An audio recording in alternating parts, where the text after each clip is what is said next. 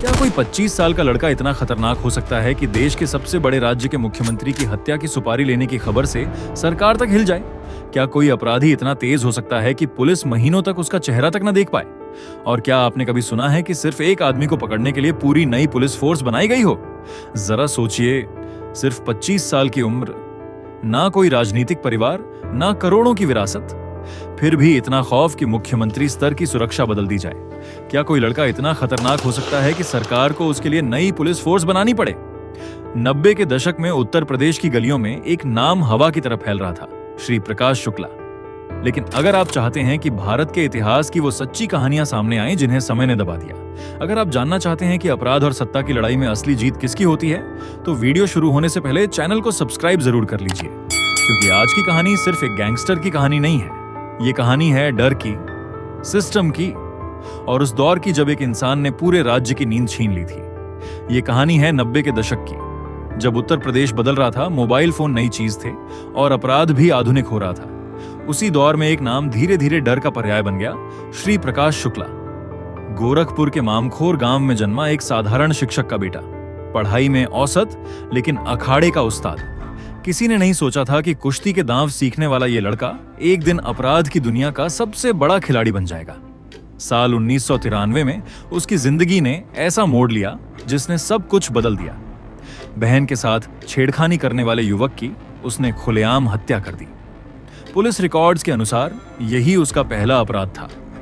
इसके बाद वह घर छोड़कर फरार हो गया और यहीं से शुरू हुआ एक ऐसा सफर जिसकी मंजिल सिर्फ अंधेरा थी। बिहार पहुंचकर उसने बाहुबलियों की दुनिया देखी। वहां उसने सीखा कि असली ताकत सिर्फ शरीर में नहीं बल्कि हथियार, पैसा और नेटवर्क में होती है। धीरे धीरे उसने ठेकों, गैंग कनेक्शन और अपराध की राजनीति को समझ लिया। उस समय ज्यादातर अपराधी देसी कट्टों पर निर्भर थे, लेकिन श्री प्रकाश शुक्ला ने खेल बदल दिया। उसने आधुनिक हथियार अपनाए, AK-47 जैसी राइफलें इस्तेमाल की, तेज गाड़ियों में घूमना शुरू किया और अपराध को पूरी तरह प्रोफेशनल बना दिया। कहा जाता है कि वीरेंद्र शाही हत्याकांड में चली गोलियों की आवाज ने पूरे प्रदेश को हिला दिया था। पुलिस की पुरानी 303 राइफलें जहां धीमी पड़ जाती थीं, वहीं उसकी आधुनिक बंदूकें सन्नाटा चीर देती थीं। अब वह कोई साधारण अपराधी नहीं रहा था, वह सिस्टम के लिए चुनौती बन चुका था। उस दौर में मोबाइल फोन नई तकनीक थे और पुलिस के पास सर्विलांस की सीमित क्षमता थी, लेकिन श्री प्रकाश तकनीक को हथियार बना चुका था। अलग अलग फोन, बदलती लोकेशन और पुलिस से हमेशा एक कदम आगे। पुलिस एक शहर में तलाश करती और वह दूसरे राज्य में दिखाई देता। गिरफ्तारी हर बार बस कुछ मिनट दूर रह जाती। स्थिति तब और गंभीर हो गई जब बिहार के मंत्री बृजबिहारी प्रसाद की हत्या ने पूरे देश का ध्यान उसकी ओर खींच लिया। सुरक्षा घेरे के बीच हुई इस घटना ने साबित कर दिया कि यह अपराधी अब सिर्फ स्थानीय समस्या नहीं रहा था, बल्कि राष्ट्रीय खतरा बन चुका था। 1998 में खुफिया एजेंसियों को सूचना मिली कि उत्तर प्रदेश के तत्कालीन मुख्यमंत्री कल्याण सिंह को मारने की सुपारी ली गई है। इस खबर ने प्रशासन को झकझोर दिया। सरकार समझ चुकी थी कि पुराने तरीकों से इस अपराधी को रोकना संभव नहीं है, और तब इतिहास में पहली बार एक विशेष यूनिट बनाई गई, Uttar Pradesh special task force यानी STF। STF का पहला और सबसे बड़ा मिशन था श्री प्रकाश शुक्ला। महीनों तक उसकी तलाश चली। अधिकारियों ने भेष बदले, फोन रिकॉर्ड खंगाले, शहर शहर निगरानी की।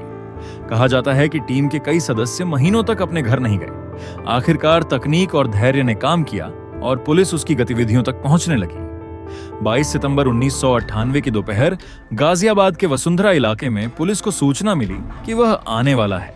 पूरी तैयारी के साथ घेराबंदी की गई। जैसे ही उसकी कार दिखाई दी, पुलिस ने रोकने का संकेत दिया, लेकिन कहानी का अंत आसान नहीं था। फायरिंग शुरू हुई। कुछ मिनटों की गोलियों की गूंज के बाद वो नाम जिससे पूरा प्रदेश डरता था, अपनी कार में घायल पड़ा था। अस्पताल ले जाते समय उसकी मौत हो गई। मात्र 25 साल की उम्र में एक ऐसा अध्याय खत्म हुआ जिसने अपराध और पुलिस दोनों की दिशा बदल दी। उसकी मौत के बाद अलग अलग कहानियां सामने आईं। कुछ लोगों ने उसे गरीबों की मदद करने वाला बताया, तो कुछ ने उसे निर्दयी अपराधी कहा। लेकिन सच यही है कि अपराध चाहे कितना भी ताकतवर क्यों ना लगे, उसका अंत हमेशा एक जैसा होता है। श्री प्रकाश शुक्ला की कहानी हमें बताती है कि अपराध कुछ समय के लिए सिस्टम से आगे निकल सकता है, लेकिन कानून अंत में अपनी चाल जरूर चलता है। उसकी दहशत ने पुलिस को आधुनिक बनने पर मजबूर किया और आज की STF की ताकत कहीं ना कहीं उसी दौर की सीख से बनी है। बंदूक से लिखी गई कहानियां हमेशा खून से खत्म होती हैं, और 25 साल की उम्र में खत्म हुई ये कहानी आज भी याद दिलाती है कि डर चाहे कितना भी बड़ा क्यों ना हो, कानून का अंत हमेशा आखिर ही होता है। अगर आपको ऐसी सच्ची क्राइम डॉक्यूमेंट्री पसंद आती हैं तो वीडियो को लाइक करें, अपने दोस्तों के साथ शेयर करें और चैनल को सब्सक्राइब जरूर करें, क्योंकि अगली कहानी शायद इतिहास का वो सच होगी जिसे दुनिया आज भी पूरी तरह नहीं जानती।